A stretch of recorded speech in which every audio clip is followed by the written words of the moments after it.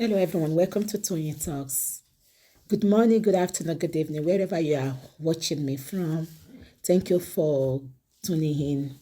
We appreciate you. Thank you for your comments. Thank you for your like. And if you're a new subscriber here, please don't forget to hit the subscribe button so that you don't miss out on our videos.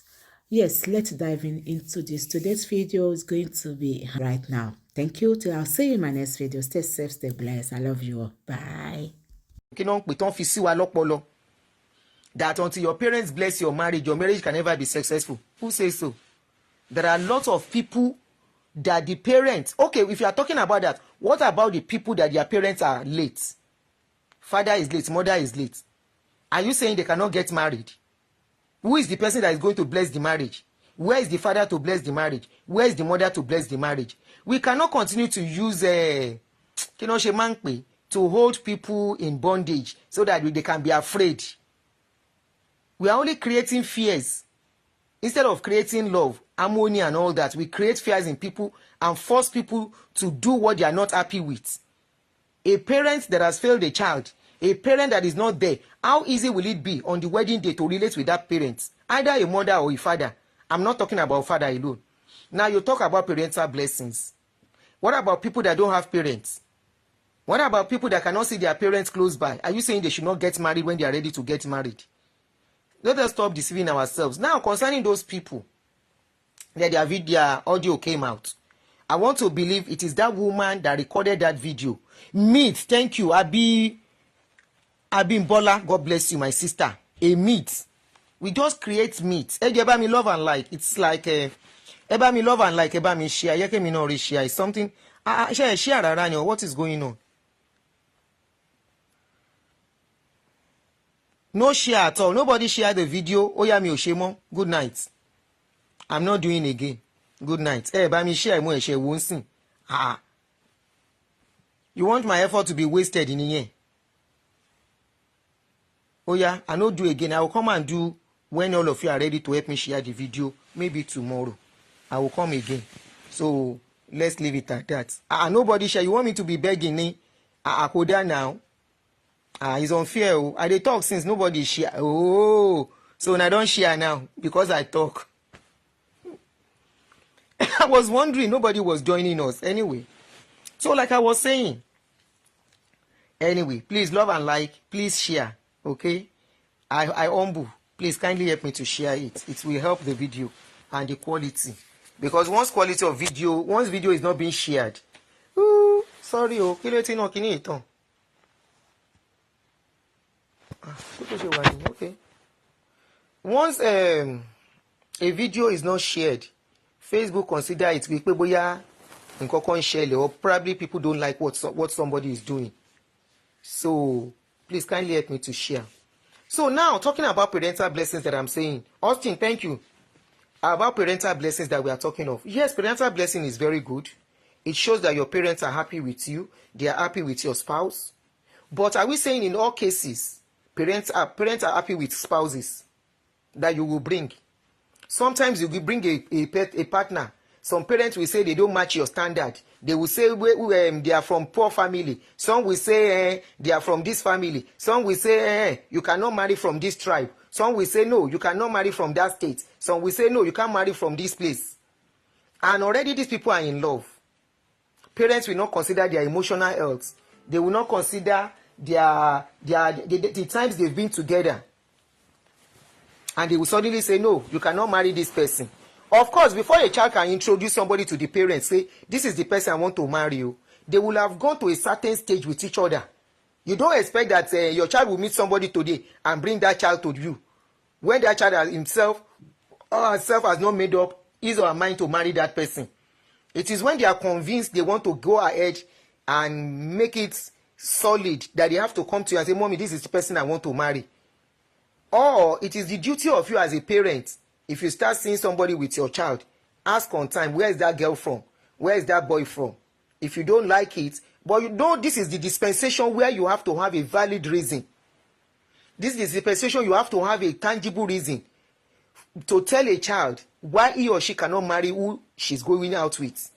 This is not a dispensation I say it's from this family, it's from a bad background, it's from that tribe, it's from that culture. This is not that dispensation. Now, still talking about parental blessing. Parental blessing is good. It will make the day memorable. It will make the day joyful. It will make the day a beautiful day, knowing both parents are involved in the planning, because it will keep the family more united and stronger.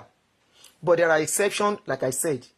One of the exceptions is maybe they are living far apart. We have people who get married here in America. Our people, Nigerians, who get married here and their parents are in Nigeria. You can say they can pray over the phone. Are you telling me the people that their marriages are breaking up today, parents were not involved? Parents were involved. Both families were involved. Extended families were involved. And yet, the marriage can still hit the rock. The family will interfere, and the marriage will still break. And we have cases of people that families are not involved for one reason or the other, and this made them very united and close, because they know all they have is each other, nobody else. But where there are families, family intervention and interference, they break marriage. So what are we saying? Family and parental guidance and parental blessings is very vital. I am a mother.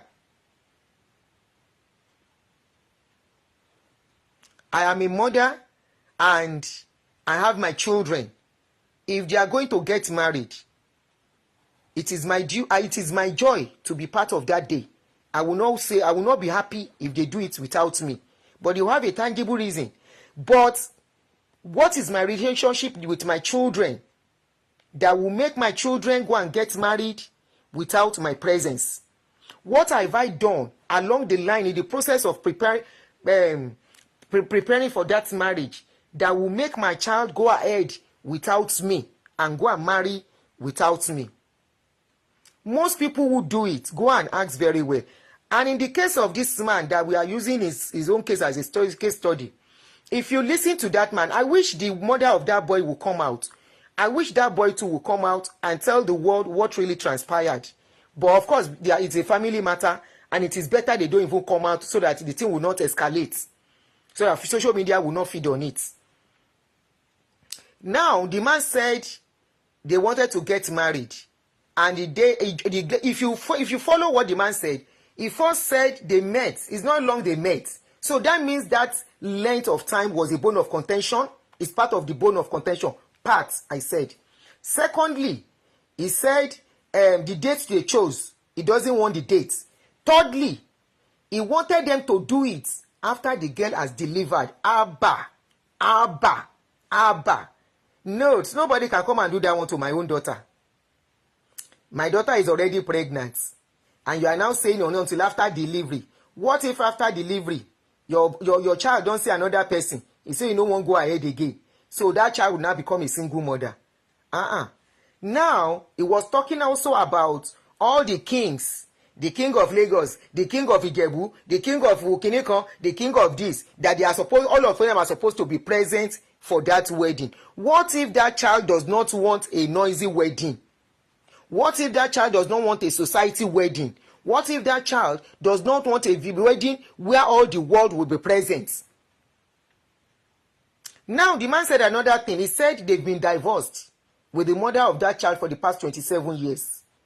Where was that boy living? Was the boy living with his mother or the father? If the boy was living with the father or living with the father, he can't be close to the mother that much. Then, if there's anybody that will be absent on that, it has to be the mother. If the child was living with the mother and not close to the father, and suddenly father wants to dictate the tune and the tone and the speed and the nature and everything about that marriage, then wahala go dey. The only child, the child that you want to contribute and control their wedding and take charge of how everything should go, like venue, dates, time, and all that, has to be a child that you are fully involved in their lives.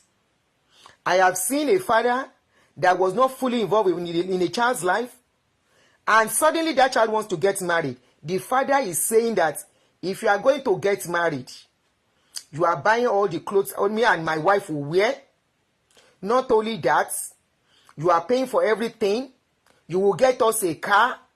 The father lined up everything he wanted from that wedding without putting a dime down, because he feels he's the father and he feels his presence is more important than any other thing. And the son said, Daddy, no, the lady was, it was a lady. He said, Daddy, I cannot afford all these things you are putting down. I'm taking care of the venue already. I'm taking care of food. I'm taking care of a lot of things. I and my wife. The father now said, are you not the one buying clothes for your mother? The child said, okay, Daddy, if I'm going to buy clothes for my mother has been the one spending all the money all these years. The father now said, okay, if that is what you are saying, I am not coming to the wedding. In that case, what do you want that child to do? The child should hold his wedding, abi our wedding, pending when Baba will calm down. Sherry, self-entitlement of us as a people is too much. Our self-entitlement as a people, all in the name of culture, all in the name of this, all in the name of that, is damn too much. If it is high time we tell ourselves the truth, do things the right way. You cannot tell me a father and mother that are not divorced, they will have problem if their child wants to get married. No, they won't, because they are together. The child is seeing both of them together. In fact, they will dictate the tune and the tone of that marriage. Unlike two parents that have divorced for a long time and they are not in agreement with each other, it is very impossible. It is very, not very impossible, but it is impossible. Rarely do you see them having a very peaceful marriage for their children. There will have been arguments here and there, back and forth, back and forth, back and forth. At the end of the day, sometimes those children will have no choice than to go ahead and damn all the consequences and go and get married and say, when all of you are ready. Most times they go to registry. Then they would tell them when they are ready, they will come for the engagement and the rest. Go and ask. Many people might not be bold to come out and talk about their experience. A lot of people experience this thing we are talking about. In my generation before me, at least I know some people that actually went through this thing. Because Papa feels, say, I am the father. It doesn't matter. It doesn't matter. I am your father.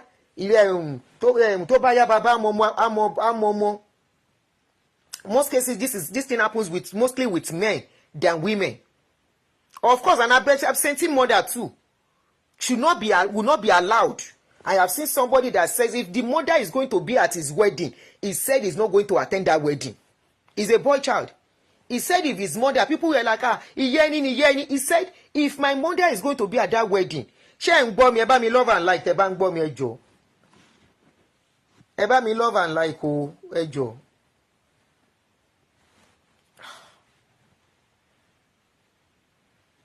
That if the mother is going to be there, is not going to do that wedding again. One Betty, when the wife to be was even begging, please, ṣàánú mi torí tèmi, jojo ni tiẹ̀. He told the wife, he said, okay, lọ fẹ́ mọ́mì mi, tó bá jẹ́ yẹn ni. One Betty, ó lóun ò ṣe sẹ́. Kò sí nǹkan tó ń bá sọ. Say, go and marry my mother if that is it. I said I don't want that woman near me.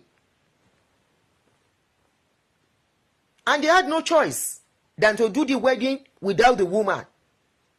Because the woman has left for so long, left him when he was just 1 year old, and he never bothered to look back. And suddenly when the boy started making money, she wanted to crawl back into the boy's life. And the boy didn't give him face. So she was like, okay, Tomba Mashe wedding.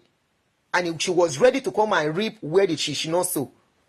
Now, this man's case, we don't know. He now mentioned a case of a 5-year-old son. The 5-year-old grandson is living in UK.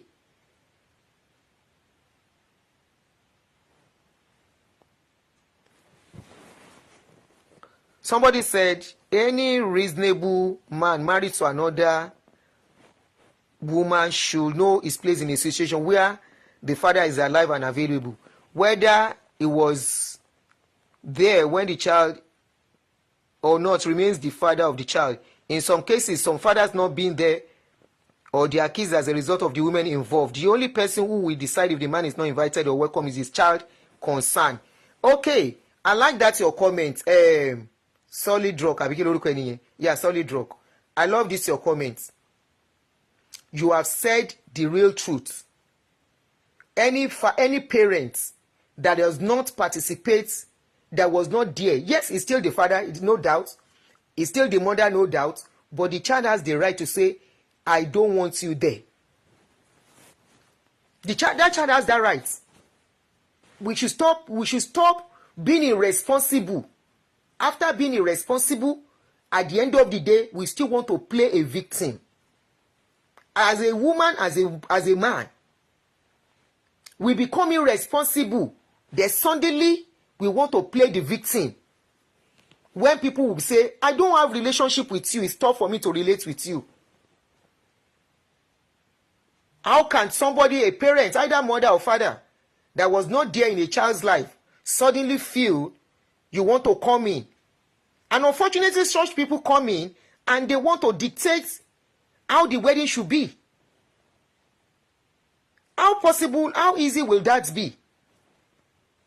If anybody is not learning something from this, yes, I agree some women, and I have done a video several times on this, that women, embarrassment ibayi, you cause it on your child at the later age too.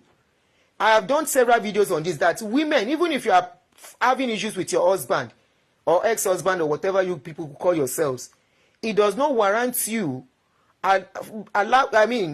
affecting the children. Let him have relationship with his children. Because in this, I would truly agree that most women, when it comes to having issues with their ex, they are the one, most times, can you bring it over for me? Most times, you deprive the father of being close to their children. It is not as if these men will say they don't want to have a relationship with their children. And I always say it, you are not the one, they are not fighting their children. It is you and them that have issues. Now, the woman might not be a public face. She might not be somebody popular of this kind of case. But the embarrassment has come to her and her son. Allow the father of your children have relationship with them. And you men too, when you are upset, don't be angry and say, I don't want to have anything to do with a child. They are your children, for crying out loud. You gave birth to them. Don't be upset for whatever their mother has done. The same way woman should not be upset for whatever has gone on between her and her husband, and now let it affect the relationship of the children and the parents. When two elephants are fighting, it is the grass that suffer it most. Now look at the public embarrassment they are giving each other. Look at the public embarrassment on the family. Who cares about name? A name is only as relevant as a name. Somebody's name does not make that person. Because I was hearing the man, somebody say, our core family. Oh, fine. The core family are popular names in Lagos State. But does it make the show? Now you come to social media, it's embarrass everything to go around. If people are not learning from this, and that is the true fact, say me so, and people were like, madam, I'm disappointed that you can talk this, that I can speak the truth, that I can speak the reality that we are facing now. You are talking about our culture of those days when women are not allowed to have a voice. You are talking about our culture of those days where men are the ones that are fully in charge 100%. Life is no more the same. It's better you guys, especially men, you wake up to this reality. It is what it is. Or else, homes will continue to have problem. Or else, couples will continue to have problem. Or else, we will continue, and this is the era of social media, we will continue, it will come to a time.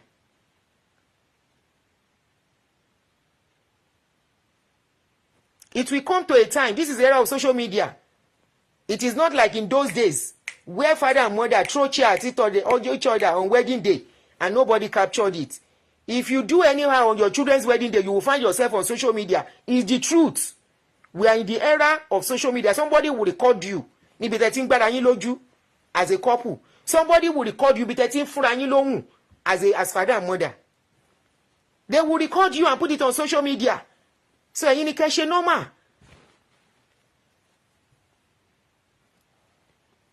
Nobody is supporting parents, fathers, or even some fathers deprive mothers of seeing their child. So what are we saying? Oyinbo divorce, they co-parent now. You people talk of ayelo laju. In those days, there was divorce too. In those days, women pack out of their homes. In those days, they stay till old age. I mean, till their children are grown up and well settled. And they move stylishly into their children's home. So which one is in those days? Life was not like that. They stay in the father's house till old age. They stay in the dikini con till skinny con. Àfi tí ọmọ yẹn ò bá rówó mú. If tọ́mọ bá rówó mú, with time, ọgbọ́n ìyá máa fi move, ló fi move sọ́dọ̀ wọn. Wọ́n á láwọn lọ bá wọn tọ́jú ọmọ. They have been doing this thing for so long. So don't make it look as if it is happening. It's now becoming very glaring and clear because social media is there to relate and dictate and, to rub minds and share things together. Laughing re. All these children that we are talking of, we are forgetting that they are now full-grown adults who have a mind of their own to decide. Yes, parental blessing is good. It adds value to the marriage. It adds prestige and whatever you want to call it to the marriage. That yes, parents are involved in this. It binds the family more. Both families coming together makes them more united and increase the tree, the family tree. Unlike when they are divided. When they are divided, the branches are cutting off. And most times, the children from that marriage are affected also. Ibi tó ti ń bẹ̀rẹ̀ nìyẹn. But you to think because somebody did not take one father's blessing or mother's blessing, the marriage will not work. Who told you that one? Yeah, that's what they fed us with. One of the myths they fed us with. At least in those days, they would tell women, don't sweep in the night. Oh, if you sweep in the night, don't wash clothes in the night. Oh, don't do a lot of myths we were fed with. That if a child does not collect parental blessing, that marriage will break. So something bad will happen to them. Who says, are you their God? Are you their God? When we don't know the full story of why a child decides to say, look, I want to stay on my own. Look, I want to go ahead and do this thing without these people. I don't want them to destroy my future for me. Already the lady is pregnant.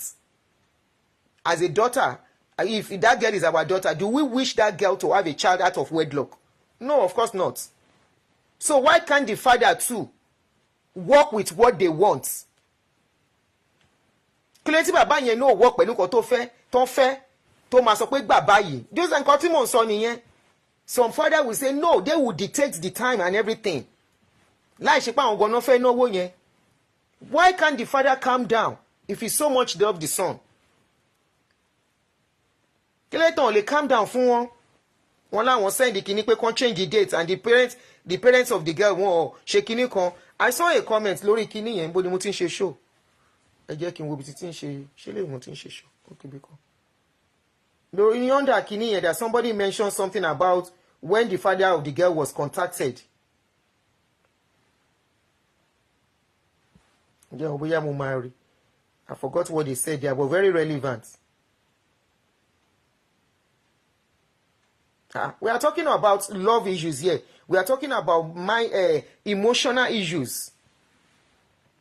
Emotional issues. That will destabilize them, destabilize the lady, destabilize the guy, and they will not be able to concentrate on their job. What stops the father working around what they want? Yeah, I mentioned the age factor, but if you look at them, the guy is even looking older than the girl. So for people that are saying without the groom's family, no. The groom's family, part of the groom's family, we are there. Part of the groom's family, Iyako was there, and I'm sure she went with some people. And Babaye will be surprised that some people in his own family too, one man sneaking up at him, photo awon. Everybody cannot be against the woman now. I'm one or two people that will be there in that skinny. Once a home is broken, children listen to the people they are close to. They listen to the people they are closer to, that they live with, than anything wọ́n bá gbé. Nǹkan tó máa ń ṣẹlẹ̀ nìyẹn. Ọjọ́ kan péré, maximum 2 or 3 days lẹ máa fi ṣe wedding. Why can't that father too walk around what they want, and so that day àjọjọ iyì tiẹ̀ náà? Wọ́n wá láwọn nǹkan disclaimer. He can write all the disclaimer he wants. he can write all the disclaimer that the lady does not belong to Cole family. He is forgetting that pé àwọn dàgbà wọ́n dẹ̀ máa ṣíwájú bọ̀bọ́ yẹn lọ ni. He will go before that child. So wọ́n bá lọ tán tí ọmọ bá bẹ̀rẹ̀ sí ń jẹ́ Cole kí náà fẹ́ ṣe sí? What is he going to do? He said he's disclaiming they are not part of Cole family o kìnìkan kìnìkan. And this is a man that, another thing is that this is a man that said he has 4 wives. Olóbìnrin mẹ́rin ọ̀tọ̀ọ̀tọ̀ lòun náà ti fẹ́. Is he a perfect role even for that boy? Is he a perfect role? Obìnrin ọ̀tọ̀ọ̀tọ̀ mẹ́rin. Bóyá ẹyọ̀kan péré ló wà lọ́dọ̀ bàbá. That says a lot. That says a lot.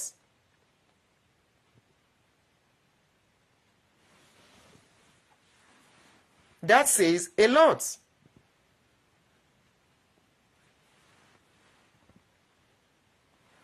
That says a lot.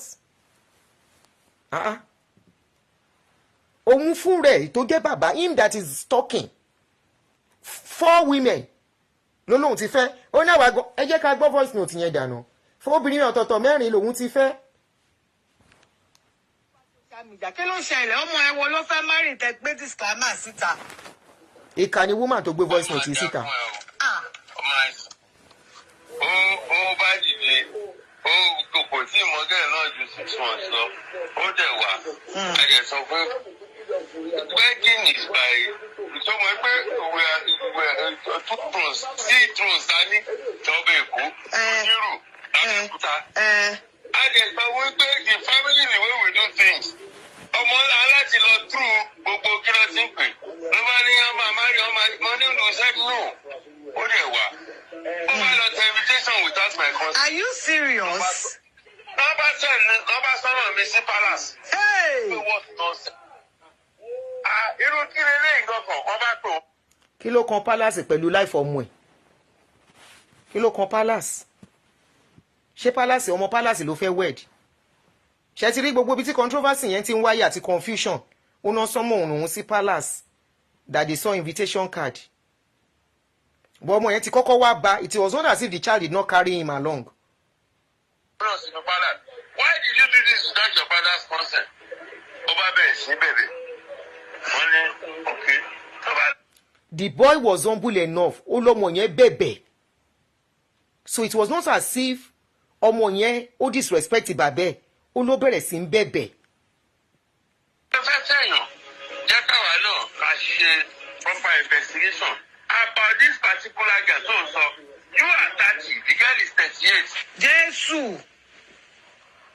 Irú kí ló lè fa irú eléyìí? The first time I saw the girl was like 6 months or 7 months ago.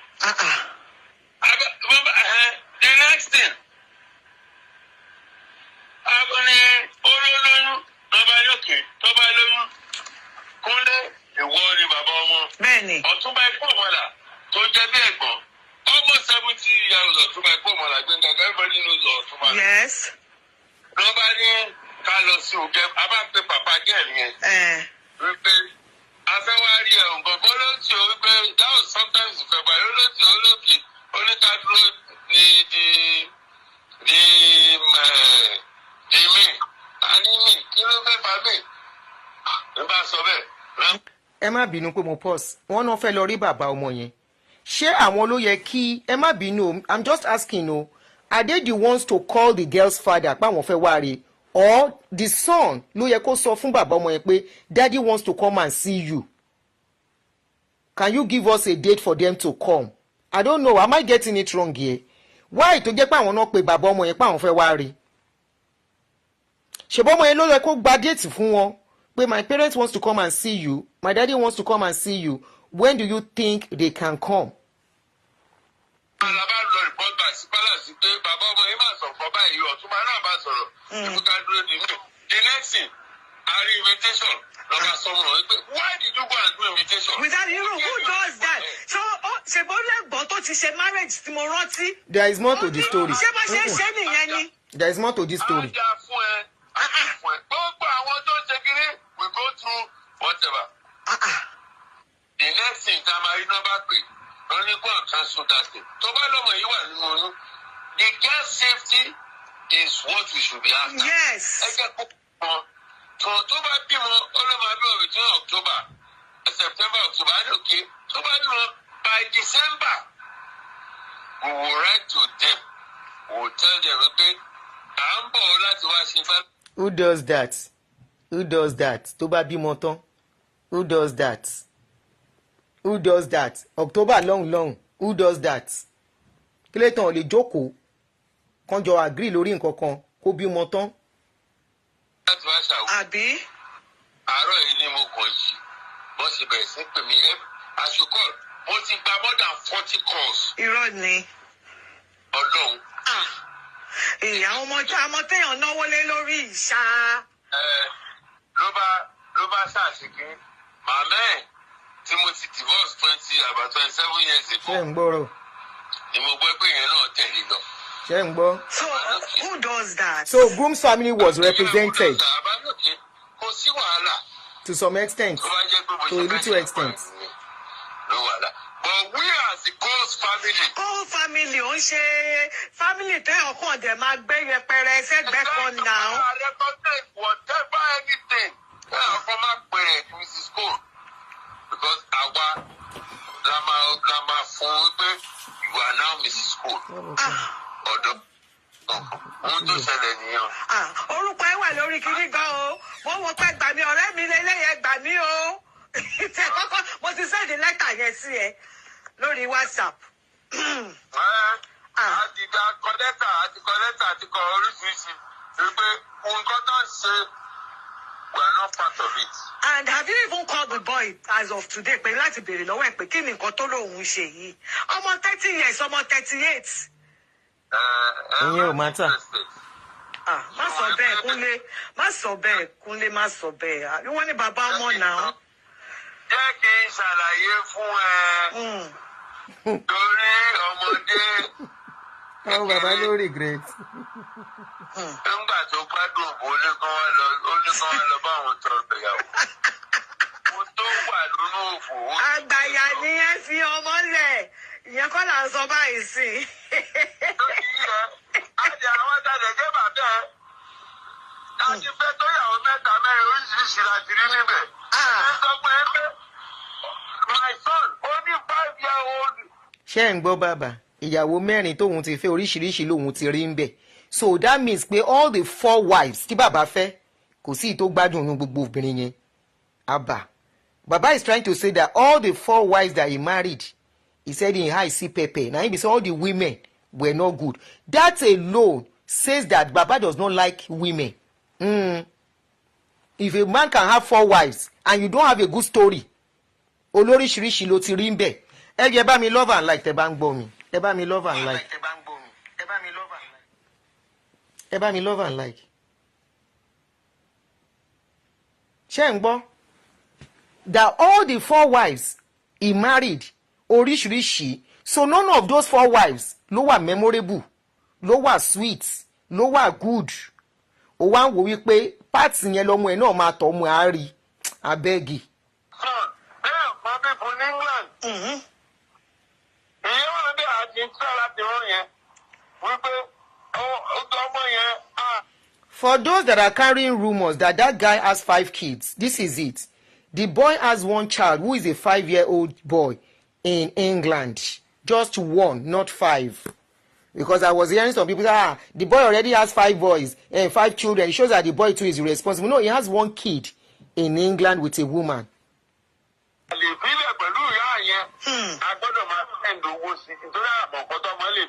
Bẹ́ẹ̀ni. For those of you that says the man said they are taking care of the boy. No, Baba said he wants to see how they can have relationship with the son, the grandson in UK, and find out they can be sending something to the boy. He's not the one taking care of the boy in UK, in England. No.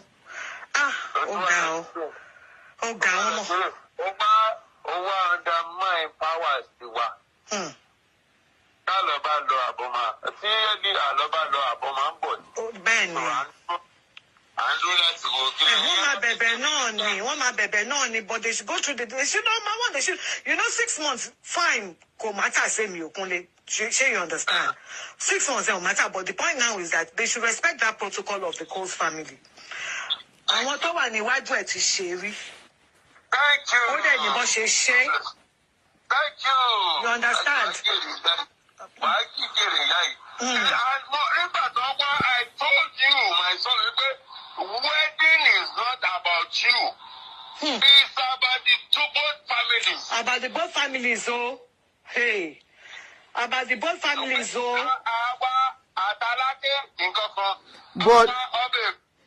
But a certain part of the family were represented already in that wedding.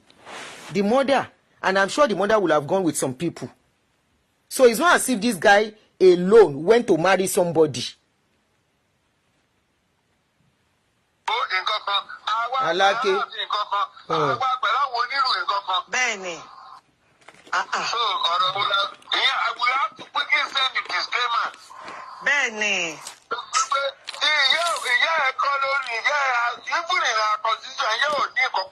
Kò tẹ̀lé dáàmú consequences yẹn kò tiẹ̀ dání because it's not nice. It's not nice at all. Òun ló dẹ̀ jọ́kùnrin. Obìnrin lámọ̀ pé ó ń ṣerú nǹkan bẹ́ẹ̀ tó máa ń pẹ́ tí ìwọ tó jọ́kùnrin. Ó yẹ kó lọ bá bàbá ẹ pé okay, the deed has been done, daddy. What next are we supposed to do? What next? Wọ́n máa wá bẹ̀ ẹ́. Kúnlé wọ́n máa bẹ̀ tó bá dẹ̀ ti wá bẹ̀ kò sí nǹkan tó lè ṣe àgbà máa ń gbà ní ṣe ọmọ orú nǹkan bẹ́ẹ̀ yẹn. Máa fi kìíní wọ́n á go through protocol. Wọ́n máa bẹ̀ tó bá yẹ pé kìíní because àtọ̀ bá ṣe I don't know. Wọ́n Wọ́n bẹ̀rẹ̀. Ìwọ náà ló máa. Abẹ́rẹ́ sọ́ọ̀tì márì. Àwọn náà dúró pé káàpọ̀ tó ṣe kún wọn fẹ́ jó. Kọ́lù kí ni wọ́n jó káàṣì. Nǹkan marriage yẹn kò sí nǹkan tó máa ṣe.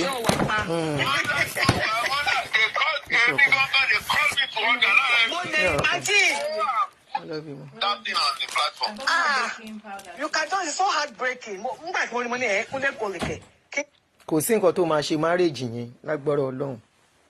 Those children have started their own life. So the earlier Baba forgive, the better. Baba should just forgive, embrace the lady, embrace his son. Kò sí nǹkan tó máa ṣe wọ́n. It was not as if wọ́n neglect Baba pátápátá. I may not be 100% right, but I want to believe pé at a point there was argument on the crowd.